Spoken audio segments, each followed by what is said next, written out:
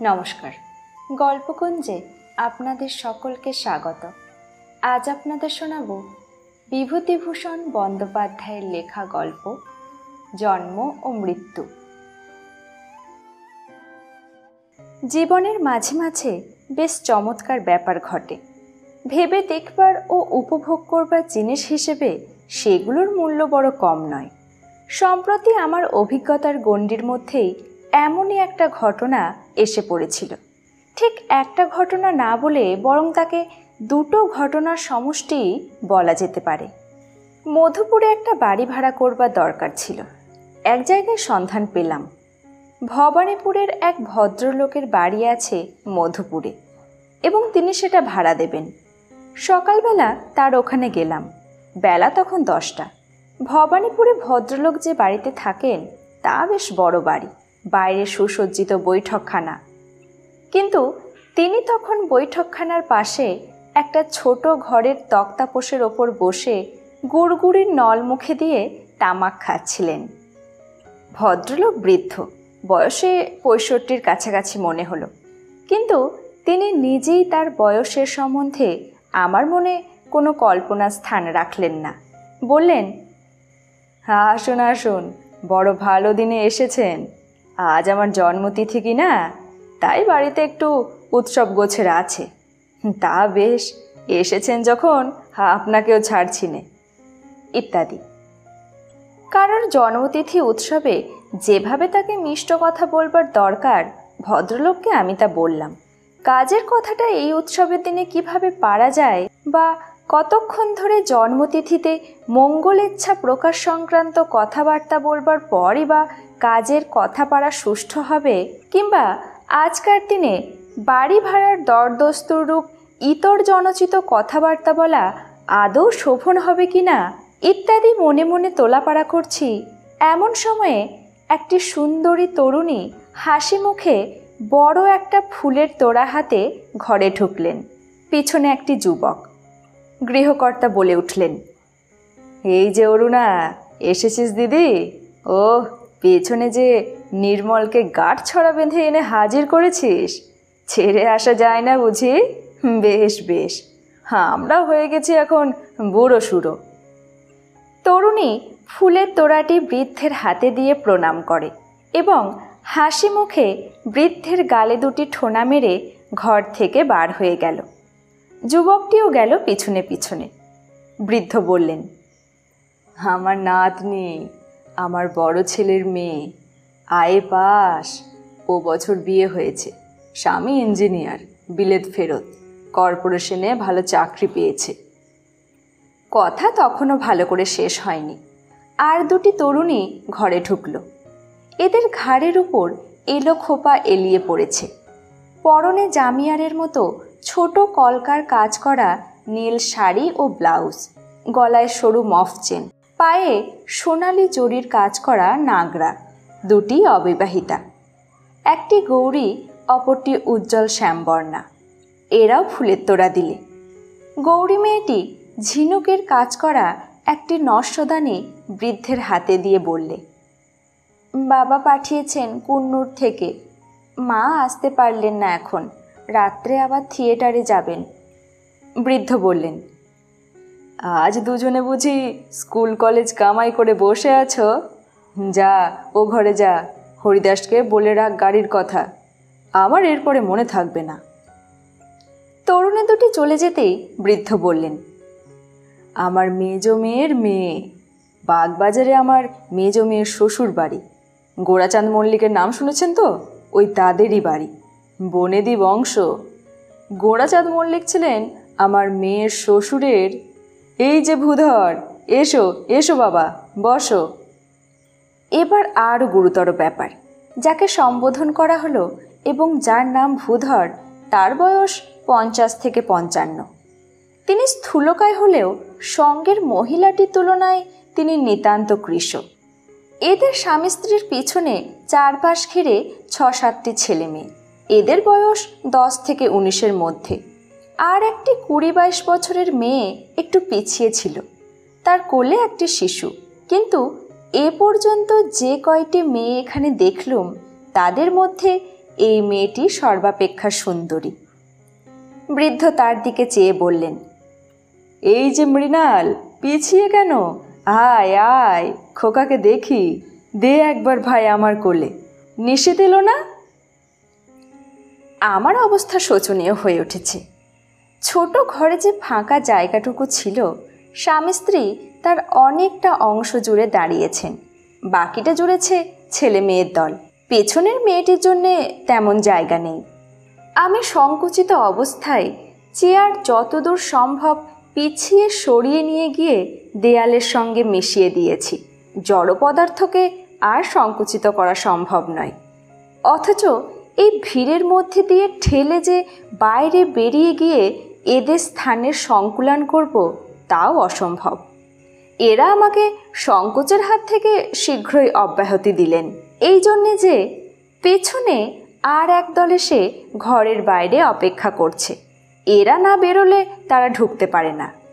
এরা তো প্রত্যেকে এক একটা তোড়া দিয়ে গেল। দুটি মেয়ে আবার দুটি বেলের গোড়ে বৃদ্ধের গলায় নিজেরা পরিয়ে দিলে। বৃদ্ধ কি একটা ঠাট্টাও করলেন। আমার তখন শোনবার মতো অবস্থা ছিল না। তারা ঘর থেকে বার হয়ে গেলে বৃদ্ধ বললে, এই আমার বড় ছেলে তারক, আলিপুরে প্র্যাকটিস করে, বালিগঞ্জে বাড়ি করেছে, সেখানেই থাকে। পিছনের দলটির মধ্যে মহিলা নেই, 3টি ছোকরা, বয়সে 16 থেকে 21। এরা এসে কিছু দিলে না। একজন অটোগ্রাফের খাতা বার করে বললে, জ্যাঠামশাই, আমার খাতায় আজকের দিনে কিছু লিখে দেন। অটোগ্রাফের খাতা ফেরত দিতে না দিতে আর দুটি ছেলে, তাদের সঙ্গে 12-13 বছরের একটি বেনি দোলানো মেয়ে। তারপরে ব্যাপারটা গণনার বাইরে চলে গেল। কত ছেলে মেয়ে, তরুণ তরুণী, প্রৌঢ় প্রৌঢ়া যে ঘরটায় ঢুকতে বেরোতে লাগলো, আমার আর তাদের হিসেব রাখা সম্ভব হলো না। ফুলে ফুলে তক্তাপোষটা ছেয়ে গেল। ফুলের তোড়া ক্রমশ উঁচু হয়ে উঠতে লাগলো, আর সেখানে জায়গা দেওয়া যায় না। আর এরা সবাই আত্মীয় আত্মীয়া, বাইরের লোক কেউ নেই, সব আপনা আপনির মধ্যে। পুত্র কন্যা, পৌত্র পৌত্রী, দৌহিত্র দৌহিত্রী, জামাই, ভ্রাতৃবধূ, ভ্রাতুষ্পুত্র ভ্রাতুষ্পুত্রী ইত্যাদি ইত্যাদি। ভদ্রলোক ভাগ্যবান। এদের মতো লোকের সাহায্য না পেলে প্রজাপতির সৃষ্টি রক্ষা অসম্ভব হয়ে উঠত। ক্রমশ ভিড় বাড়ছে দেখে আমি ঘর থেকে বেরিয়ে পড়লুম। আমি তখন হাঁপিয়ে উঠেছি। ভদ্রলোকও গোলমালের মধ্যে আমাকে তখন ভুলে গিয়েছেন। আমি তখন বাড়ির বাইরে এসে হাঁপ ছেড়ে বাঁচি। বাড়ির সামনের গলিতে সারবন্দি মোটর দাঁড়ানো, সেখানে ধরেনি। গলি ছাপিয়ে মোটরের সারি বড় রাস্তায় এসে পৌঁছেছে। বিয়ে বাড়িতেও এত মোটর জমে কিনা সন্দেহ। গলি পার হয়েই বড় রাস্তার মোড়ে নিবারণ মিত্রের সঙ্গে দেখা। সে আমার পরিচিত বন্ধু।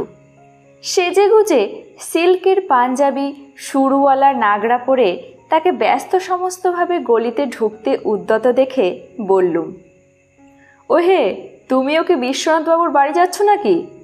হ্যাঁ, কেন বলো তো? তুমি বিশ্বনাথবাবুকে চিনলে কি করে? এতক্ষণ সেখানে বসেছিলুম ভাই, দেখে শুনে মাথা ঘুরে উঠল। শহরের 1/3 লোক দেখলুম বিশ্বনাথবাবুর আত্মীয় আত্মীয়া, আর তারা সবাই এসেছেন ওই 77 বছরের বুড়োর জন্মদিনে ফুলের তোড়া উপহার দিতে। তোমার তোড়া কই? বন্ধু হেসে বললে, খুব আশ্চর্য লাগছে। বিশ্বনাথবাবুর 7 ছেলে 4 মেয়ে। এদের সকলেরই আবার ছেলে মেয়ে এবং অনেকেরই নাতি নাতনি, নাত জামাই ইত্যাদি হয়ে গিয়েছে। বিশ্বনাথবাবুরা 3 ভাই, তাদের ছেলে মেয়ে নাতি নাতনি আছে। হিসেব করে দেখো কত হয়। এবং আসল কথা কি যেন, বুড়োর হাতে 1050-60 টাকা আছে। সকলেরই চোখ সেদিকে। এ কথা যদি বলি তবে সেটা খুব খারাপ শোনাবে হয়তো, কিন্তু কথাটা মনে না উঠে কি পারে, তুমিই বলো। আচ্ছা আসি ভাই, দেরি হয়ে যাচ্ছে। বিশ্বনাথবাবুর জন্মদিনের সপ্তাহ 2 পরেই আমি স্বগ্রামে গেলুম। বলা আবশ্যক যে আমার গ্রামের সঙ্গে আমার সম্পর্ক খুব বেশি নয়। সেখানে বছরে একবার যাওয়া ঘটে কিনা সন্দেহ। বাড়ি গিয়ে শুনলাম গ্রামের বৃদ্ধা শশী ঠাকরুন মারা গিয়েছেন। শশী ঠাকরুনের বয়স যে কত হয়েছিল তা বলা শক্ত। কেউ বলে 90, কেউ বলে 100-র কাছাকাছি হবে। আমরা মোটের ওপর তাকে আমাদের বাল্যকাল থেকেই অতিবৃদ্ধায় দেখে আসছি। বয়সের যে গণ্ডি পার হয়ে গেলে মানুষের আকৃতির পরিবর্তন আর চেনবার উপায় থাকে না, শশী ঠাকরুন আমাদের বাল্যেই সে গণ্ডি পার হয়েছিলেন। শশী ঠাকরুনের 4 ছেলে 3 মেয়ে। বড় ছেলেটি ছাড়া আর সকলেই বিদেশে চাকরি করে। বড় ছেলে তেমন লেখাপড়া না জানা দরুন দেশে থেকে সামান্য কি কাজকর্ম করে, তার অবস্থাও ভালো নয়। অনেকগুলো ছেলে মেয়ে নিয়ে বড় কষ্ট পায়। ভাইয়েরা পৃথক, কেউ কাউকে সাহায্য করে না। কর্মস্থান থেকে দেশেও কেউ আসে না। শশী ঠাকরুনের কষ্টের অবধি ছিল না। একটা চালা ঘরে ইদানিং তিনি পড়ে থাকতেন। বড় ছেলেই তার ভরণ পোষণ করতো বটে, কিন্তু তেমন আগ্রহ করে করতো না। অর্থাৎ তার মনের মধ্যে এই ভাবটা জেগে রইত যে মা তো আমার একার নয়, সকলের তো কিছু কিছু সাহায্য করা উচিত মাকে। তারা যদি না করে আমি বা কেন এত দায় ঘাড়ে করতে যাই। শশী ঠাকরুনের অন্য ছেলেরা কখনো সন্ধান নিত না বুড়ি বাঁচল কি মরল, অথচ তাদের সকলেরই অবস্থা ভালো। মাইনে কেউই মন্দ পায় না, শহরে স্ত্রী পুত্র নিয়ে থাকে। বড় ভাইয়ের পত্রের জবাব দিত তাদের নিজেদেরই অচল হয়েছে। শহরের খরচ থেকে বাঁচিয়ে বাড়িতে কি করে পাঠায়? বাড়িতে বিষয় সম্পত্তি তো রয়েছে, তার আয় থেকে তো মায়ের চলা উচিত, ইত্যাদি। কিন্তু বিষয় সম্পত্তি এমন কিছুই না যার আয় থেকে বেকার বড় ছেলের এক পাল পোষ্য ও শশী ঠাকরুনের ভরণ পোষণ ভালোভাবে চলে। বুড়ি খেতেই পেত না। ইদানিং আবার তার ছেলে মানুষের মতো লোভ দেখা দিয়েছিল, বিশেষ করে মিষ্টি জিনিস খাবার। আমি সেবার যখন দেশে যাই, বুড়ি দেখি একটা কঞ্চির লাঠি হাতে মুখুজ্জেপাড়ার মোড়ে বেলতলায় বসে। আমায় দেখে বললে, কুঞ্জ এলি নাকি? হ্যাঁ ঠাকমা, এখানে বসে কেন? এই বাদাবষ্টম খাবার বেচতে যাবে, তাই বসে আছি তার জন্যে। বাতাসা কিনবো, ভিজিয়ে খাই। তা বেশ, বসো। ভালো আছো তো? হ্যাঁ, আমাদের আবার ভালো থাকা থাকে। তুমিও যেমন দাদা, খেতেই পাইনে। বাদার কাছে 4টে পয়সা ধার হয়েছে, আর সে ধার দিতে চায় না। সিধুর কাছে আর কত চাইব? সে নিজের ছেলে পেলে নিয়ে আতান্তরে পড়ে আছে। আহা, বাছার আমার মুখ দেখলেই বুক ফেটে যায়। আমি তার কাছে কিছু নেই নে, তা তুই আমাকে আনা 4 পয়সা দিয়ে যাবে? বুড়ির অবস্থা দেখে বড় কষ্ট হলো। পকেট থেকে একটা টাকা বার করে তার হাতে দিয়ে বললাম, এখন রাখুন ঠাকমা, যখন যা দরকার হয় আমি যতদিন বাড়ি থাকি দিয়ে যাব আপনাকে। বুড়ি অবাক হয়ে গেল। আনন্দে ও বিস্ময়ে সে যেন প্রথমটা বুঝতেই পারলে না আমি কি তাকে সত্যি একটা গোটা টাকা দিলুম। পরের বছর পুজোর কিছু আগে দেশে গিয়েছি। বুড়ি দেখি আমাদের বাড়ির সামনের বাতাবি লেবুর তলায় পথটা দিয়ে যাচ্ছে, হাতে একটা কাঁসা জামবাটি। আমায় দেখে বললে, কখন বাড়ি এলি? বললুম, কাল এসেছি ঠাকমা। বাটি হাতে কোথায় গিয়েছিলেন? আর বলিস নে দাদা, বাটিটা নাপিত বাড়ি নিয়ে গিয়েছিলাম, যদি ওরা কেনে। আমার দিন তো আর চলে না, হাতে মোটে পয়সা নেই। সিধু খুলনে গিয়েছে, আর 4-5 দিন। বাড়ি একেবারে অচল, ছেলেপিলেগুলো খেতে পায় না, এমন অবস্থা।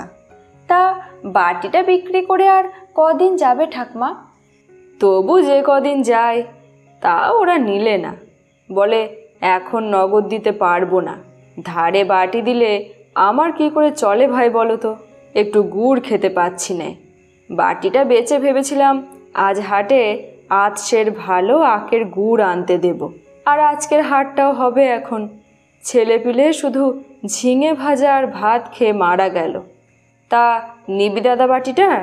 ফুল কাঁসা, এ ওদের বাটি না, আমার নিজের বাটি। বিয়ের দানে আমার বাবা দিয়েছিলেন, দেখ না। শহরে থাকি, অনেক সময় কাঁচা পয়সা রোজগার করি। পাড়া গায়ে যে এত পয়সার কষ্ট তা ভেবে দেখিনি। আমায় অন্যমনস্ক দেখে বুড়ি ভাবলে বোধহয় বাটি কেনবার ইচ্ছে আমার নেই। অনেকটা মিনতির সুরে বললে, না কিনিস, ওটা বাধা রেখে আমায় বরং 8 আনা পয়সা দে। এরকম অবস্থায় বুড়িকে আমি আরও কয়েকবার দেখেছি। শুনলাম বুড়ির মরণকালে ছেলেরা কেউ আসেনি, বড় ছেলে খুব সেবা যত্ন করেছিল। বুড়ির গায়ে একটা লেপ ছিল। মরণের ঘণ্টা 2 আগে বুড়ি পুত্রবধূকে বলেছিল, বৌমা লেপটা সরিয়ে নাও, 4-5 টাকা দামের লেপটা, আমি বাঁচব না, তখন ওটা আমার সঙ্গে ফেলে দিতে হবে, ও গেলে আর হবে না বৌমা। আহা, কোথায় পাবে সিধু যে আবার 4-5 টাকা খরচ করে লেপ বানাবে? শীতকালে বাছারা আমার আদুর গায়ে কাটাবে তাহলে। আরও খানিক পরে বুড়ি ছেলেকে ডেকে বললে, দেখ সিধু, একটা কথা বলি শোন, আমার শ্রাদ্ধে বেশি কিছু খরচপত্র করতে যাস নে যেন। বিধু, মণি, শরৎ ওরা কেউ কিছু হয়তো দেবে না, তুই একা পাবি কোথায় যে খরচ করবি? নম নম করে অমনি 5টা ব্রাহ্মণ খাইয়ে দিবি। আর ওরা যদি কেউ কিছু পাঠায় তাও সব টাকা খরচ করিস নে, হাতে কিছু রাখবি, এরপরে তোর ছেলেপিলেরা খেয়ে বাঁচবে। শুনলাম শশী ঠাকুরনের ছেলেরা সবাই বাড়ি এসেছে। ও খুব ঘটা করে মায়ের শ্রাদ্ধ করছে। বেড়াতে বেড়াতে ওদের বাড়ির দিকে গেলাম। সামনের উঠোনে নারিকেলের ডাল পুঁতে বৃষৎসর্গ শ্রাদ্ধের মণ্ডপ তৈরি করা হয়েছে। মণ্ডপের সামনে শামিয়ানা টাঙানো। গ্রামের অনেকেই সেখানে উপস্থিত। সেজ ছেলে গোপেশ্বর কাছা গলায় গ্রামের বৃদ্ধ চৌধুরী মহাশয়ের সঙ্গে আফিসে নতুন লোক ঢুকানো আজকাল যে কত অসম্ভব হয়েছে সে সম্বন্ধে কি বলছে। গোপেশ্বরের বয়স 45 ছাড়িয়েছে।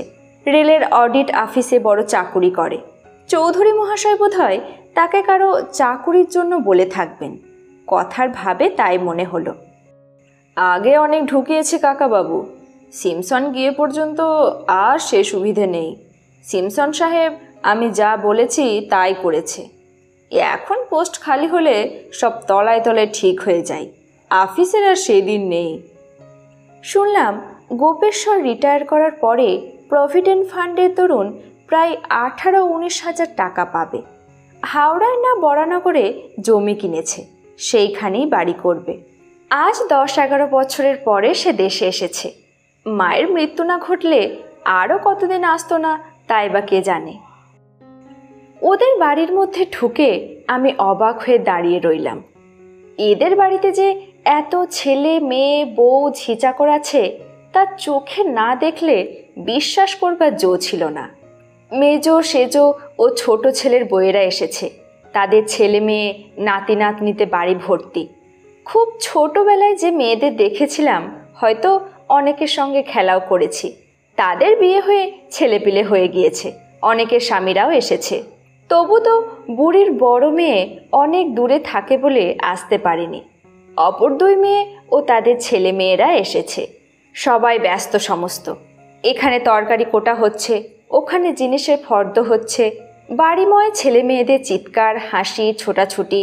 মেয়েরা ওকে ডাকছে, মায়েরা ছেলেপিলেদের বকছে। কুয়োতলায় বড় বড় পিতলের গামলা মাজার শব্দ। বাড়ি শুদ্ধ সবাই শশব ব্যস্ত। কারো হাতে একদণ্ড সময় নেই। ওরে ওঝি, রেনুর গায়ের জামাটা ছাড়িয়ে নিয়ে কেচে দে না বাপু, কতক্ষণ থেকে বলছি। আমার কি সব সময় সব কথা মনে থাকে? ও কমলা, হেলে দুলে বেড়াচ্ছ মা, ততক্ষণ পানগুলো তুমি আর বিনা নিয়ে ধুয়ে ফেলো না, এরপর আর সময় পাবে? কি কি আবার মরছে ডেকে ছোট বউ। মা গো, হাড় জ্বালালে, বসতে দেয় না এক রত্তি। এই তো আসছি ভাড়ার ঘর থেকে। একটি 17-18 বছরের সুন্দরী মেয়ে দালানে ঢুকবার দরজার এক পাশে একটা স্টোভ ধরাবার চেষ্টা করছে। আমি পাশ কাটিয়ে দালানের মধ্যে ঢুকে দেখি মেজ ছেলে বীরেশ্বর ও তার বউয়ে ঝগড়া হচ্ছে। মেজ ছেলে কোন জমিদারি স্টেটের ম্যানেজার, বয়স 50-এর উপর। তার স্ত্রীকে আগে কৃষাঙ্গী দেখেছি, আজ 8-9 বছর দেখিনি। এত মোটা হয়েছেন যে এরই মধ্যে প্রথমটা যেন চিনতেই পারি না। হাতে মোটা সোনার বালা ও অনন্ত, গলায় ছিকলি হার। তিনি স্বামীকে বলছেন, ও ঘরে আমি থাকতে পারবো না, এই ভিড়, তাতে ও ঘরে খিল নেই। আমার মেয়ের গায়ে একগা গয়না, কাজের বাড়ি, লোকের ভিড়, বিশ্বাস আছে কাউকে? তাতে এই পাড়াগা জায়গা। বাবা, ভালোই ভালোই কাজ মিটিয়ে এখন এখান থেকে বেরোতে পারলে বাঁচি। কাল সারা রাত মশাই খেয়েছে। বীরেশ্বর বলছে, তা তুমি তোমার মেয়েকে নিয়ে না হয় পশ্চিমের কোঠায় শুইও, মাথা গরম করো না, দোহাই তোমার। তোমার মাথা গরম আমার বরদাস্ত হয় না বাপু। আমি ঢুকে পায়ের ধুলো নিয়ে প্রণাম করে বললুম, চিনতে পারেন কাকিমা?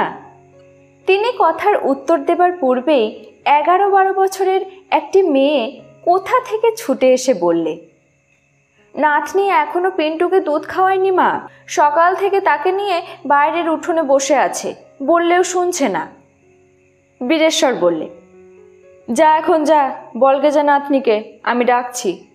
এসো কুঞ্জ, বসো। ওগো, তুমি কুঞ্জকে চিনতে পারলে না? বীরেশ্বরের স্ত্রী মৃদু হাস্যে বললে, দেখেছি বোধহয় ওকে ছেলেবেলায়, যাতায়াত নেই, দেখাশুনো তো হয় না, না চিনবার আর দোষ কি বলো?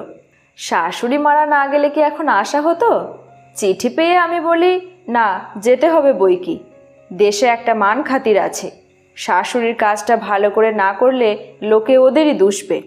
বর ঠাকুরের পয়সা নেই সবাই জানে, ওদের গায়ে ঘরে নাম রয়েছে, দেশে বিদেশে সবাই মানে চেনে, বলবে অমুক বাবুর মায়ের শ্রাদ্ধে কিছুই করেনি। বলো তো বাবা, কথাটা কি শুনতে ভালো? তাই তো এলুম, নইলে এইসব জায়গায় কি মানুষ আসে? কি মশা! কাল রাত্রিরে একদণ্ড চোখের পাতা বুঝতে দেয়নি। রোয়াকের ধারে বসে মেজ ভাইয়ের ছেলে বিকাশ তাদের স্কুল কিভাবে একটা ফুটবল ম্যাচ জিতেছে মহা উৎসাহে সে গল্প করছে সেজ ভাইয়ের ছেলে বিনুর কাছে। বড় ভাইয়ের ছেলে ভোলা অবাক দৃষ্টিতে ওদের মুখের দিকে চেয়ে এক মনে গল্প শুনছে। তার বয়স ওদের চেয়ে যদিও বেশি, কিন্তু জীবনে কখনো সে গায়ের আপার প্রাইমারি পাঠশালা ছাড়া অন্য স্কুলের মুখ দেখেনি। এদের কাছে সে সর্বদা কুণ্ঠিত হয়ে আছে। শুধু ভোলা নয়, ভোলার মাকেও লক্ষ্য করলুম জায়েদের বড় মানুষই চালচলন ও কথাবার্তার মধ্যে নিতান্ত সংকুচিত হয়ে আছে। জায়েরা বড় মানুষই দেখাবার জন্যে প্রত্যেকে ঝিঁচা করে এনেছে, তাদের কাছেও যেন ও বেচারি কুণ্ঠিত ও সংকুচিত। হঠাৎ কোথা থেকে বিকাশের ছোট দিদি আরতি ঝড়ের মতো এসে বললে, এই যে এখানে বসে গল্প হচ্ছে ছেলের, ওদিকে কাকিমা দিদি সব ডেকে ডেকে হয়রান। চা হয়ে গেছে, খেয়ে এসে সবার মাথা কেনো, যাও। ওকে দেখেই আমার একটা ছবি মনে ভেসে গেল। বৃদ্ধা মাজাবাঁকা গাল তোবড়ানো শশী ঠাকরুন কাঁসার বাটি বিক্রয় করতে গিয়ে নিরাশ হয়ে ফিরছে নাপিত বাড়ি থেকে। এই হাসিমুখ বালক বালিকা, কিশোর কিশোরী, তরুণী, এদের সৌন্দর্য, সজীবতা, আনন্দ, যৌবন এদের সৃষ্টি করেছে সেই দরিদ্রা বৃদ্ধা শশী ঠাকরুন। এরা তারই বংশধর, তারই পৌত্র পৌত্রী, দৌহিত্র দৌহিত্রী। আজ তার মৃত্যুবাসরে এই যে চাঁদের হাট বসেছে, এতদিন এরা ছিল কোথায়? এরা থাকতে বুড়ি কেন খেতে পেত না? কেন চোখের জলে তার বুক ভেসেছে? তার কোনো উত্তর নাই। সঙ্গে সঙ্গে কলকাতার সেই বাড়িওয়ালা বৃদ্ধ ভদ্রলোকের বাড়ির উৎসবের কথাও মনে পড়ে গেল। এই রকমই অগণিত পুত্র কন্যা, পৌত্র, দৌহিত্রী, দৌহিত্রর ভিড় দেখেছি সেখানেও। সবই সেই রকম, কেবল সেটা ছিল জন্মতিথি উৎসব। জন্মতিথি যার, তার বয়স শশী ঠাকরুনের মতোই প্রায়।